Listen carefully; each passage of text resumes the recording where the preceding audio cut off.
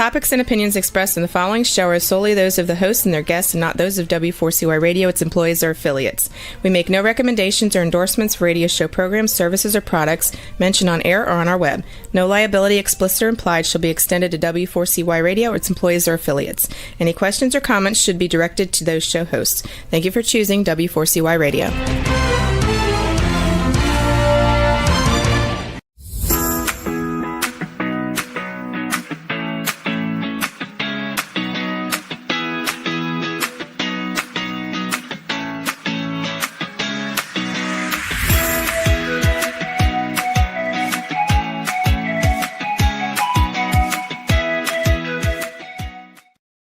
Hi, welcome to Learning to Dance in the Rain. And I'm Shelby Wagner, your host. I'm very happy to have you here and hope you enjoy the show. Today, I'm going to be my guest, my own guest, and I had said I was going to be talking about my new book, which is Finding Love Again, A Senior's Guide to Online Dating. And I will be talking about that in a few minutes. I have, that one is my third book. The first one is called Learning to Dance in the Rain. And in that book, I discuss grieving because my husband had passed away. I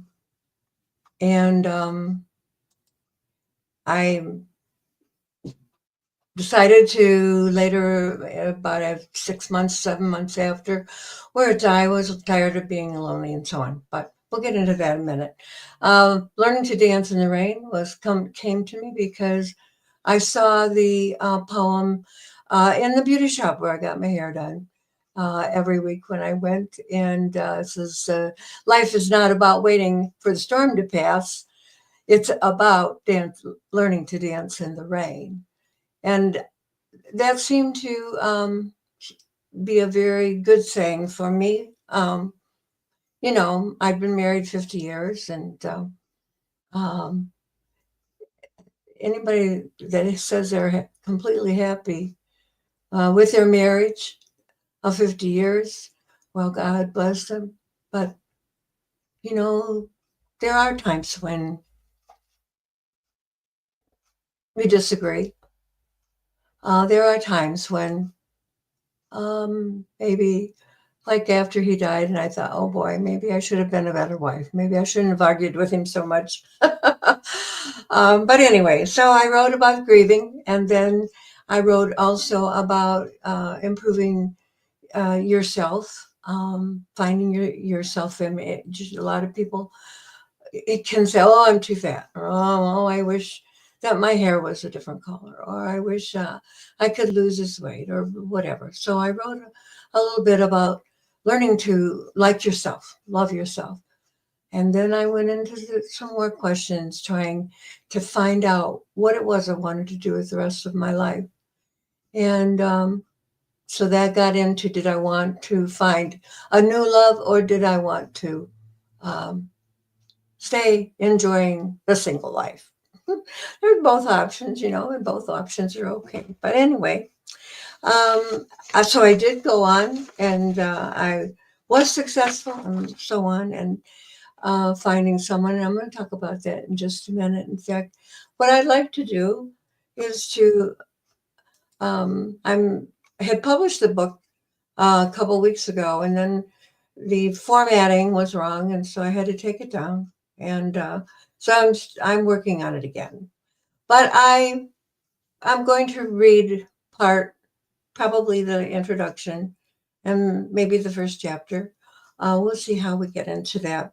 But before I do that, I have some things to catch up on from last week. And one of those was we had several questions about soulmate. What is a soulmate? And so I did a little research. I said at the time, you know, I never really thought about the word soulmate. I guess 50 years into marriage, I guess I married my soulmate. So I thought, okay, well, it was time to find out exactly what I could find out about the word soulmate. And so this morning, I looked in Wikipedia on the computer. Does it mean? What does the word mean? And here it said several things. Soulmate is a person ideally suited to another person as a close friend or romantic partner. I think, okay, they had given me some synonyms or other words that were similar, like companion, a bosom friend, a best friend, confidant, alter ego, shadow, playmate, playfellow, classmate, schoolmate, workmate. Well, when I thought of a soulmate, yeah, I guess those words could describe that soulmate. But I thought it was a little bit more than that. So I decided to do some more searching. Another definition I found was a soulmate is a person with whom one feels a deep or natural affinity. This affinity may involve similarity, love, romance, comfort, intimacy, sexual activity, spirituality, compatibility, and trust. The idea of soulmate is found in Judaism and in Hinduism religions, but it was popularized in the 19th century religion and modern age, New Age philosophy. And so I think Pastor Carl mentioned that he had counseled a man who had a soulmate who was not his wife. And if you think of some of these, or he decided that the man really wanted his approval that he could have two separate people, a soulmate and a wife. And I think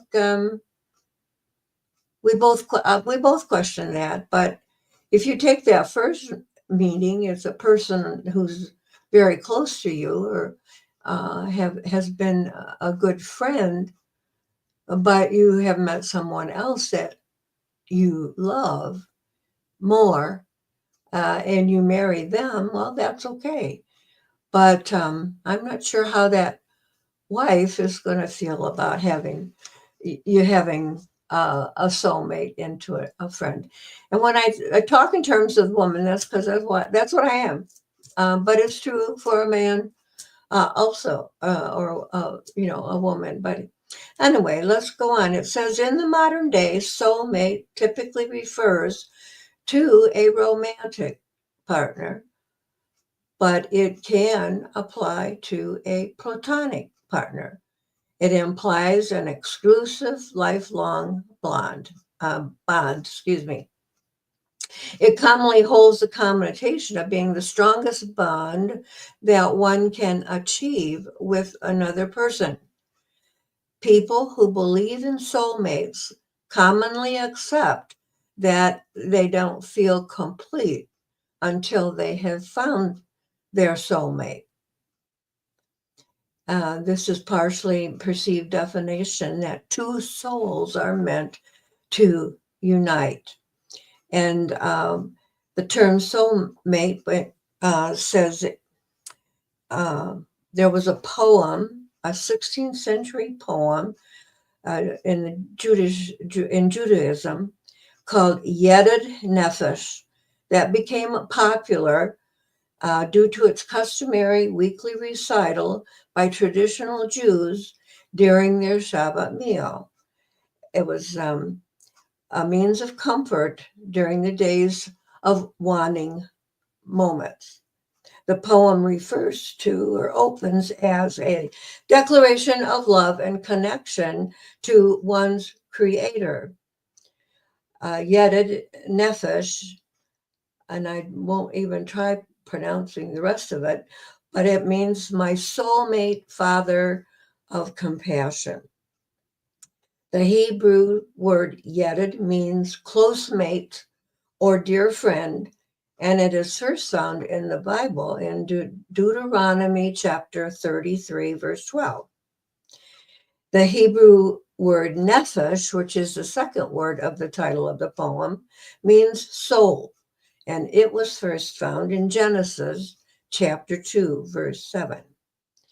While this poem is known by its opening refrain, Yedid Nephesh, or soulmate, in the 18th century prayer book of Rabbi Jacob Emden, he records its official title as a song of awakening of the soul toward the love of the blessed Hashem. And the Hebrew word, then, as I mentioned, means close mate or dear friend. So in Judaism, Bashart means destined or intended. This term can refer to any destined incident and is particularly used for one's soulmate. According to the Talmud, it is said that 40 days before a male child is formed, a voice from heaven announces whose daughter he is going to marry. And that's how he came up with the match made in heaven. Jewish mysticism speaks of a husband and wife as half souls, and it is said that God takes a soul whose time has come to enter this world and separates it into two halves, placing one half in a male and the other half in the female. And when these two halves meet again in matrimony, then their original connection and love bond returns. I thought that was very interesting. But I went on to read, and I like this, kind of got I don't know, a funny feeling about this. But King Solomon had a daughter. He had lots of them, actually, but who knows? One of his daughters is destined, and he knew that one of his daughters was destined to marry a poor man. So to prevent this from happening, he keeps her locked with servants in the tower of a palace deep within the forest. Talk about being difficult to find a match that way. Anyway, it is said that a bird of prey brought her soulmate to the tower and they fell in love. The story ends with King Solomon realizing that the young man may not be rich, but he is a scholar. So the two halves got together that way. I thought that was very interesting. So soulmate, soulmate. I think my husband of 50 years was my soulmate. But do you only have one soulmate? I don't think so, because I think I have found another to enjoy my rest of my life with. But so anyway, I'm going to get into my book and read the introduction to you, if I may, and maybe a little bit more. So, Finding Love Again, A Senior's Guide to Online Dating by Shelby J. Wagner. Release date, well, will be next week. So, who am I and why am I writing A Senior's Guide to Online Dating? Well, when I was 74, my husband of 50 years died, and I suddenly was a widow. I was not prepared for this. I don't think anybody is, but I was forced to build a new life. I learned to navigate my grief and contemplated my future as a single adult. To make a long story short, I grew tired of being sad all the time and became ready after about 6 months to move forward. While grieving, I did a lot of things by myself. I went shopping. I ate in restaurants by myself. I went to a movie alone. One time I was even the only person in the theater. Since I lived in the country, and not far from several small towns. I knew that meeting someone new would be difficult. But my son and his wife had met on a dating website, and so I had hoped that perhaps I could do the same. My social life improved immediately as my box filled up, and I was no longer lonely. I had someone to talk with. Over the next 2 years, I chatted or texted with over 200 men. At least I think they were men. I met 50 of these men in person after I decided that they were worth at least meeting. Out of those 200, I chose only 5 to date for a short or longer period of time. But even those didn't work out for the long term for one reason or another. I remember all of them very well, and I still hear from them occasionally, but I am no longer available. I share this with you so that you will believe me when I tell you that I know what it is like to be lonely.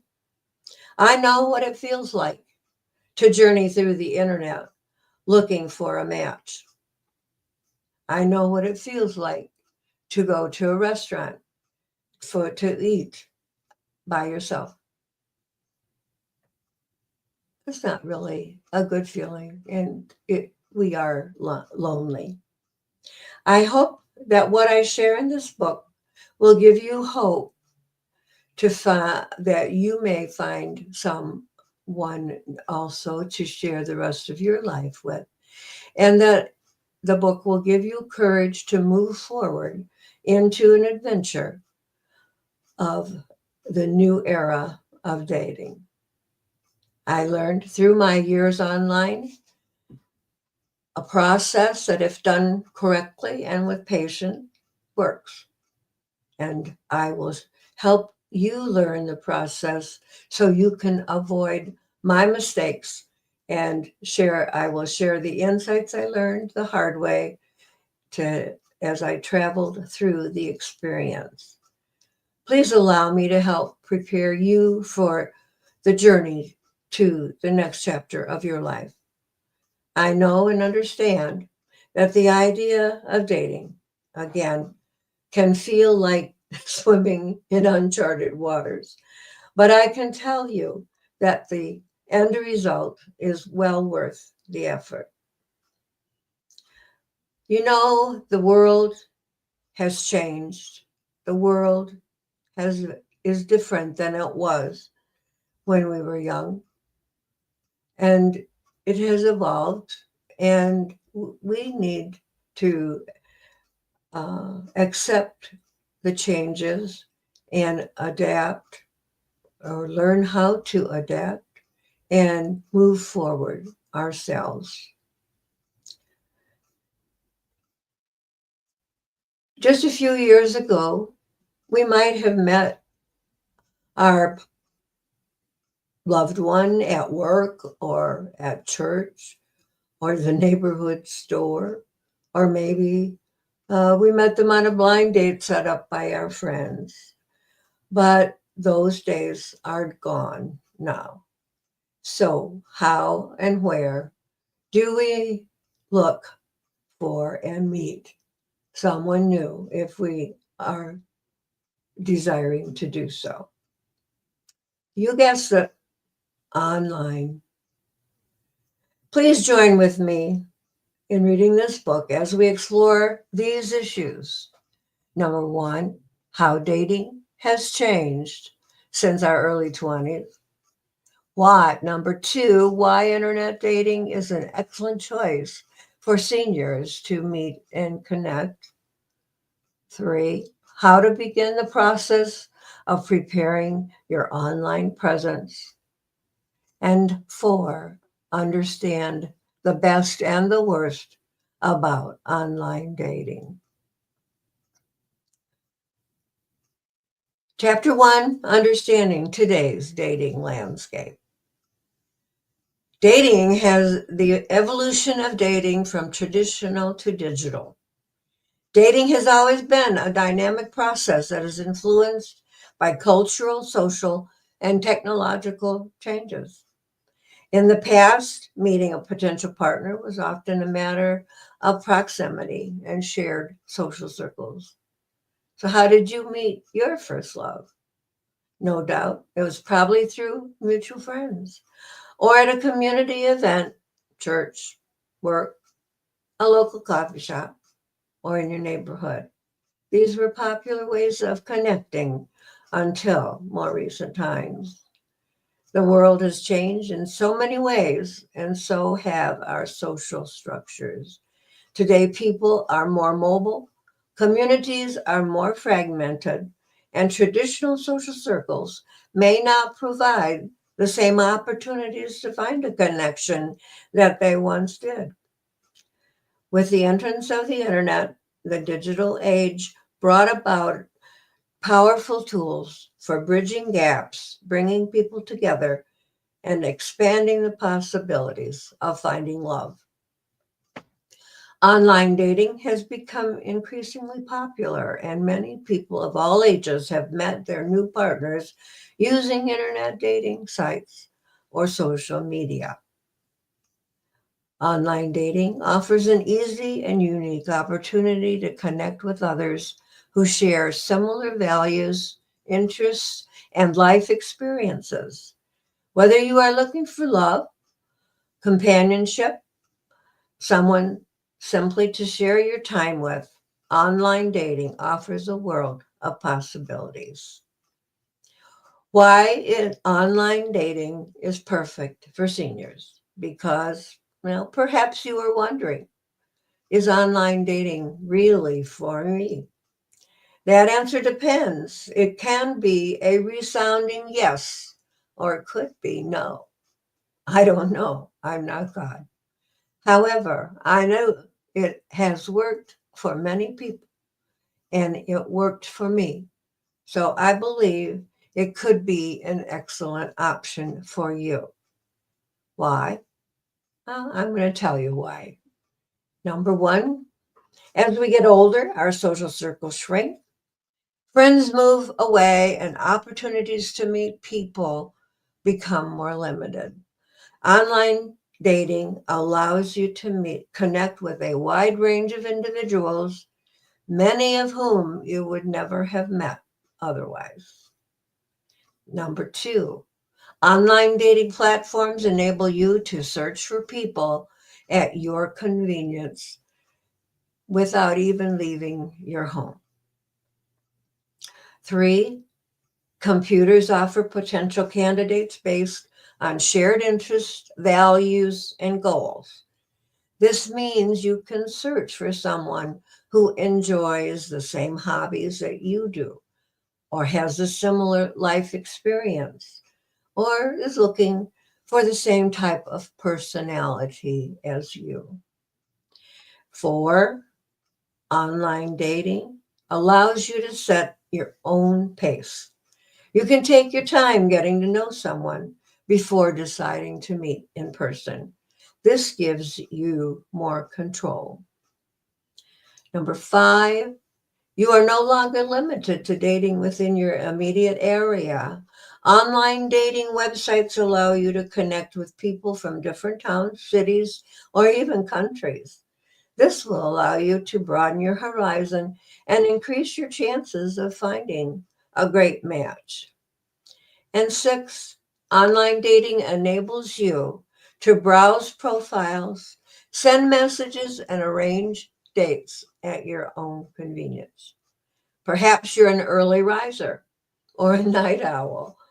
Computers and the internet allow you to engage with others whenever it suits you, and you don't have to leave your cozy home.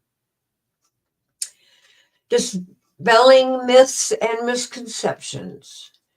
Despite the many benefits of online dating, there are still some misconceptions and common myths that people may have. Let's consider them.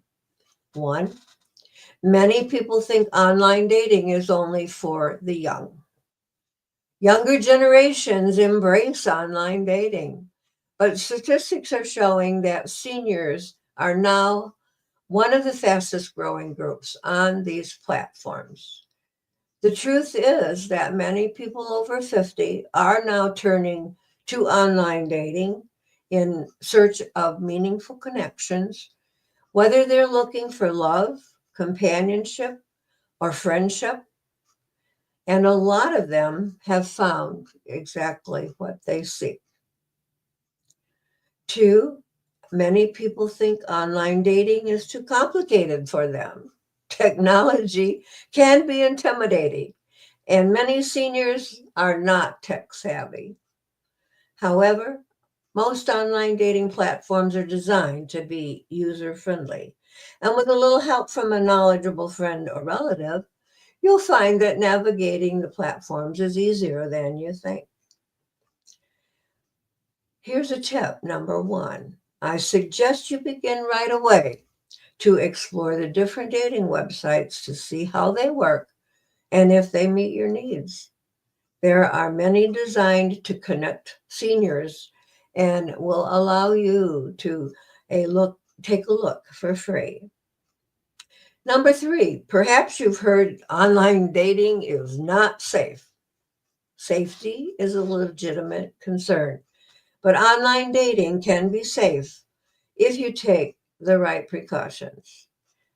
In another chapter, I will give some red flags to help you discern the real from the fake and some tips to help you stay online when meeting in person.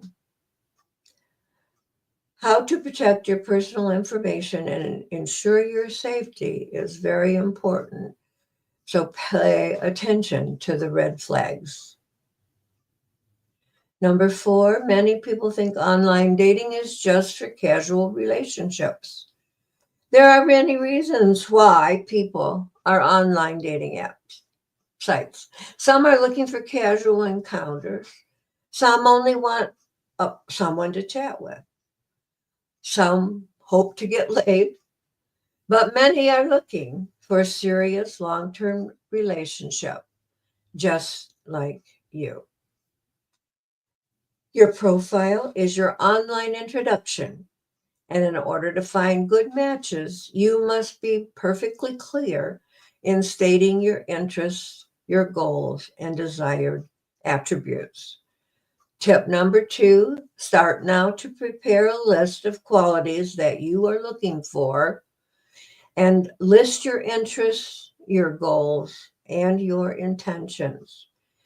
You may also want to consider your values, your boundaries, your deal breakers. You don't have to write those in your profile, but it's a good thing to be sure what it is that you value.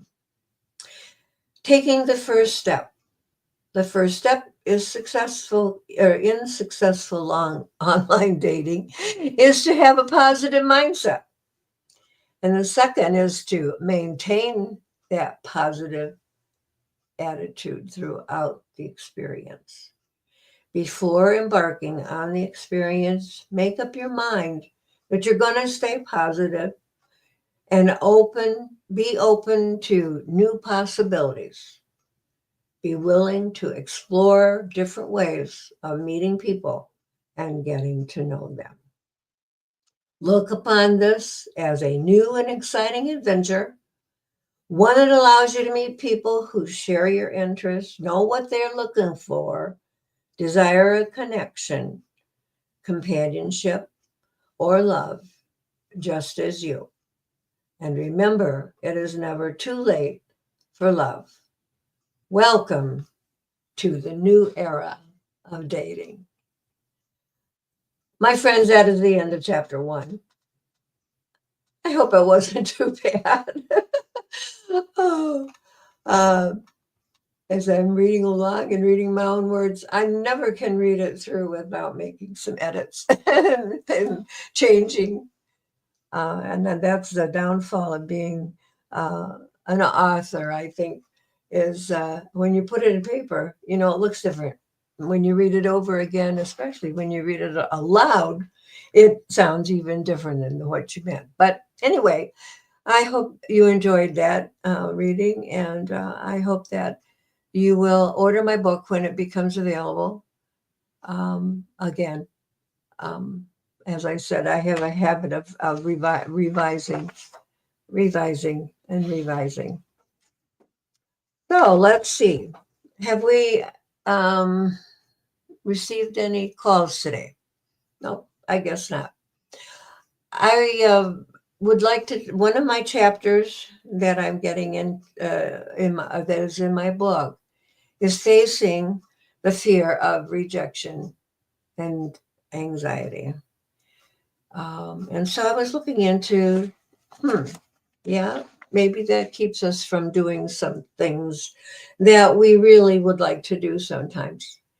And it, it's just, I think I've got a few minutes here that I just might even talk about it a little bit. What is rejection? Or what is the fear of rejection? I think everybody knows what rejection is. When the dictionary said it is a dismissing or refusing of an idea or proposal.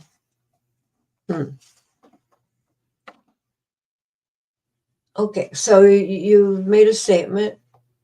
You've asked somebody to go out with you on a date, and you've asked someone to dance with you at a dance, and they said no.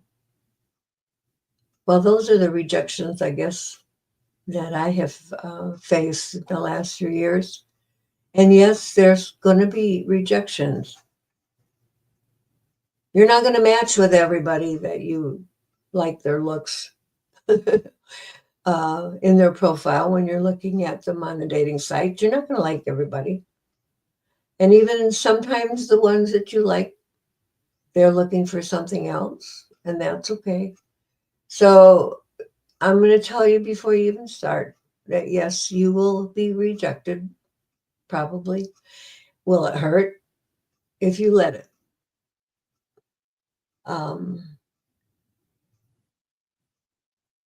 Here's another definition I got out of the rejection is the act of refusing to accept, use, believe someone or something.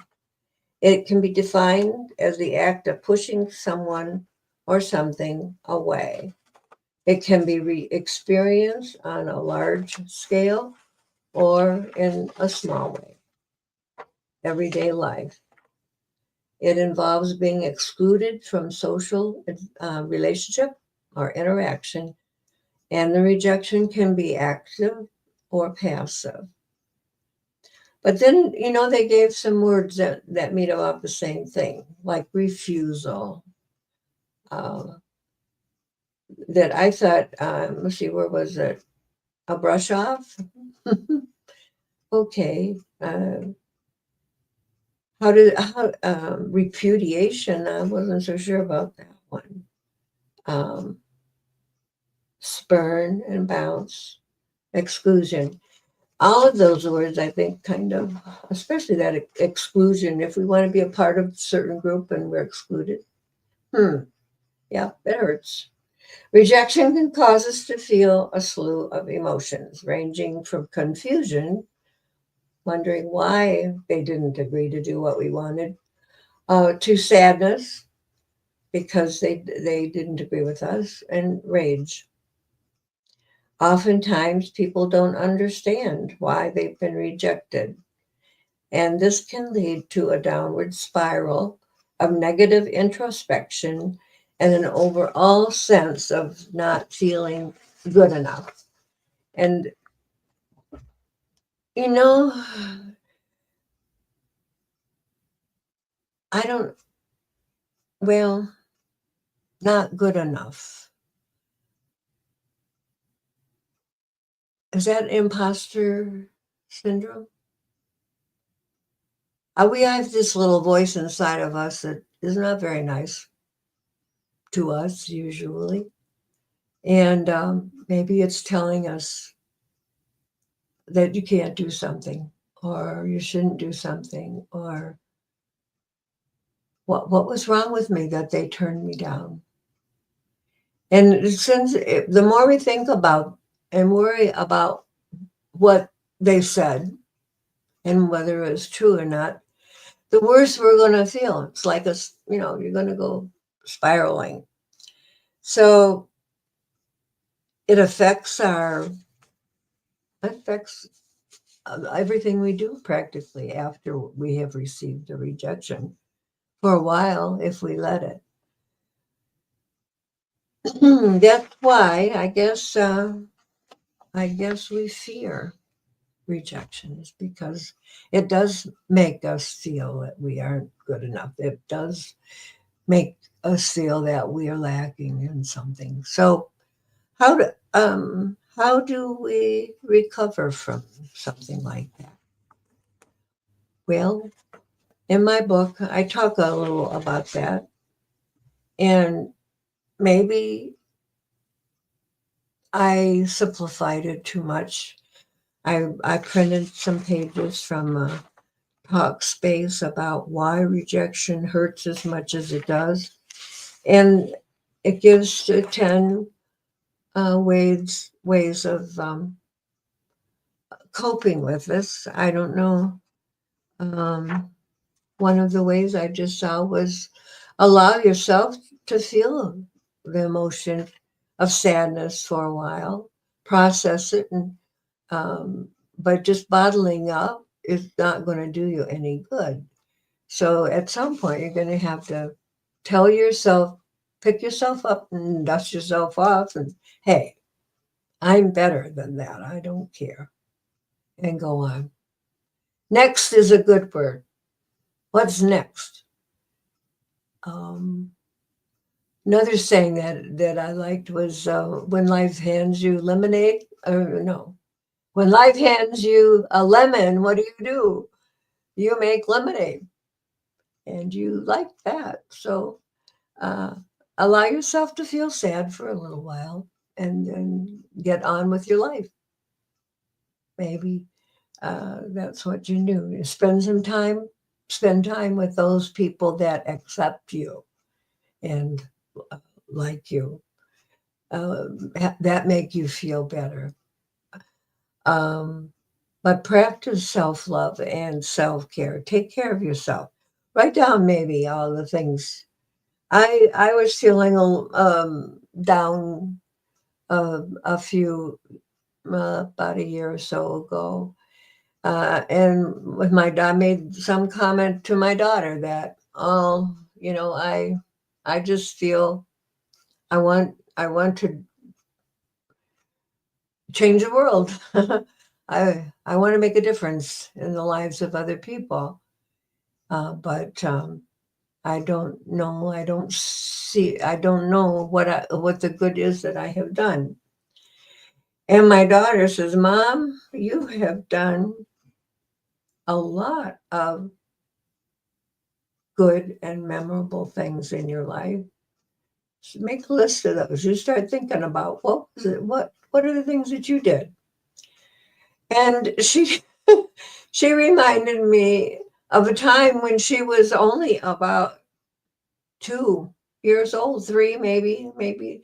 She was walking and talking, and I took her to my husband and I took her for a ride. We went down into Detroit actually at that time.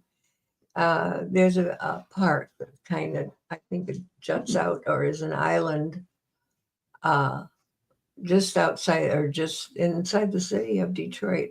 And I had never been there, so we took a drive around this park. And then the kids were getting restless, and so we stopped and walked around a little bit. And she saw a playground, swings and slides and sand and all of that. And she ran over and was looking forward to swinging. And a little boy threw a rock at her.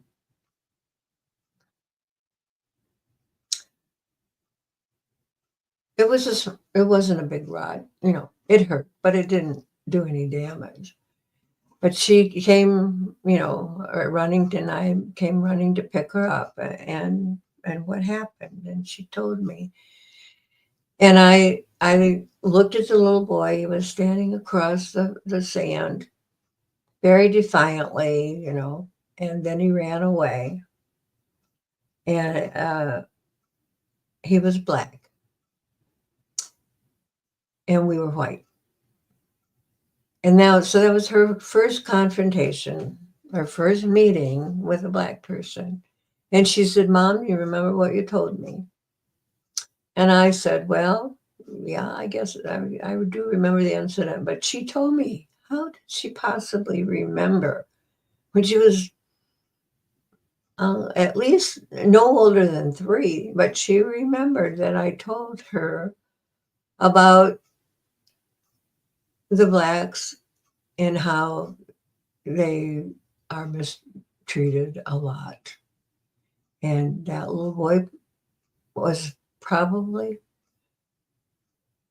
had been treated badly in his life, and he thought all whites were to blame. And so he had an opportunity to send a little bit of hurt to a white person. It's a shame, but when you realize, she said, "Mom, you made me,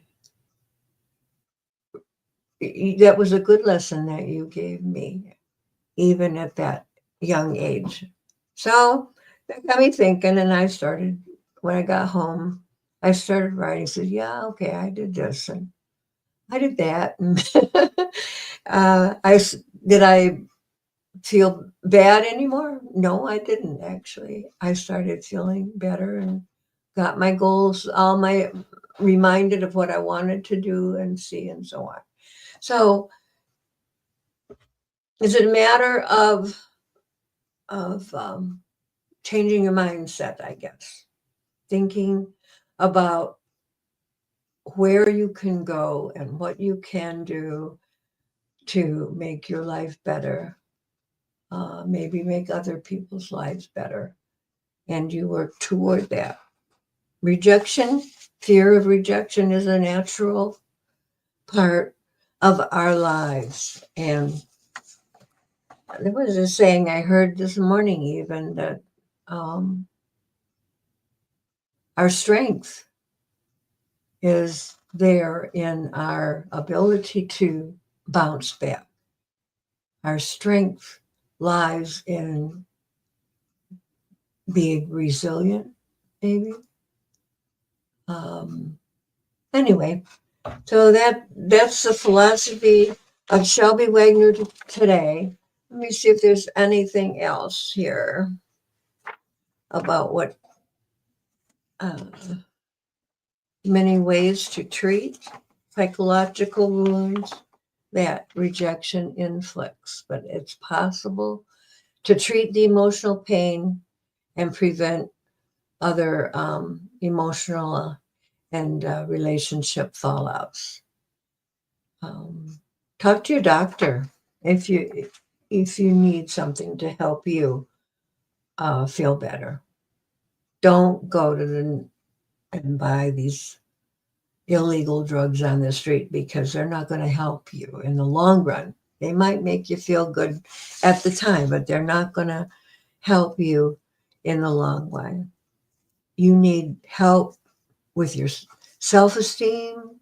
You need help getting back your positive mindset. So let's see. Is there, I guess I'm kind of running out of things to say here. I'll tell you that my books are available on Amazon right now. Are Learning to Dance in the Rain, which is about surviving grief, internet dating, and romance scams. And then my second book was Scams, a Resource Guide. And in that one, it details over 150 different scams that you can avoid if you know that they are there. And yeah, it's probably not a very interesting book to read, but hey, it is educational. And if it keeps you from losing money, then it's worth the $5 or $6. I think you can get it for $1.99 on Kindle right now.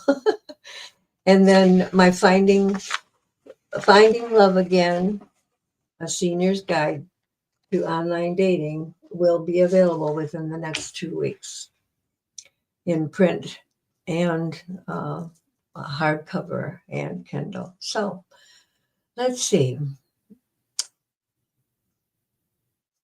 Let's see. Dance, in the learning to dance in the rain. People say, "Oh, Shelby, I don't like to dance." Well, if you take that saying, life is not about waiting for the storm to pass. It's about learning to dance in the rain. It's about doing something good, something more fun, even though you may be grieving, even though you may not feel so good. In fact, I have this philosophy, I think that's what you call it. If you're dating, and not dating, but dieting, if you're dieting, oh, that's a pain for me because the food I'm supposed to eat, I don't like. I don't like asparagus. I don't like carrots, make me itch. But sometimes, we have to eat them. We have to take them because they're good for us. So anyway, think about what you can do better. What would might get you out of the house and out meeting other people. Maybe join a class, take a class in something. Maybe call a friend and go bowling or shoot pool. Maybe you can do those things. Maybe volunteering will help you. But get out and start doing something. The dance is whatever the activity is that you want to do, that you like to do, and get you exercise. So I invite you to come back next Tuesday at noon. Pastor Carl will be back again, and we're going to continue our discussion about true love and maybe soulmates again. I hope that you will come back and that you would tell somebody about my show and join us here. And I'd love to hear from you. Just write me at Shelby Wagner, author, @gmail.com. Thank you for listening, and I'll see you again next week. Bye.